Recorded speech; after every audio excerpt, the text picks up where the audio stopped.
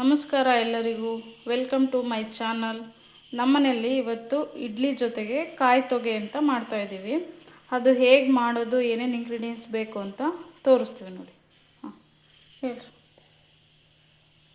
3 ಅಚ್ಚು ಬೆಲ್ಲ, 1 ಇಡೀ ಅಕ್ಕಿ ರಾತ್ರಿನೇ ನೆನೆಸಿರೋದು ಅಕ್ಕಿ, 1 ಹೋಳು ಕಾಯಿ, 1 ಇಡೀ ಕಾಯಿ ಮತ್ತು ಬೆಲ್ಲ ಕರಗಿಸಿಟ್ಕೋಬೇಕು. ಕರಗಿಸಿ ಸೋಸಿ ಇದನ್ನೆಲ್ಲ ರುಬ್ಕೋಬೇಕು. ಅಕ್ಕಿ ಕಾಯಿನ ರುಬ್ಬಿ ಆಮೇಲೆ ಮಾಡಿ ನೋಡಿ, ಬೆಲ್ಲನ ಈ ಥರ ಕರಗಿಸಿ ಸೋಸ್ಕೋಬೇಕು. ಯಾಕಂದರೆ ಕಸ ಇರುತ್ತಾ, ಅದು ನೀಟಾಗಿ ಕರಗಿಸ್ಕೊಂಡು ಸೋಸ್ಕೋಬೇಕು. ಈಗ ಸೋಸ್ಕೊತಾ ಇದ್ದೀವಿ ನೋಡಿ.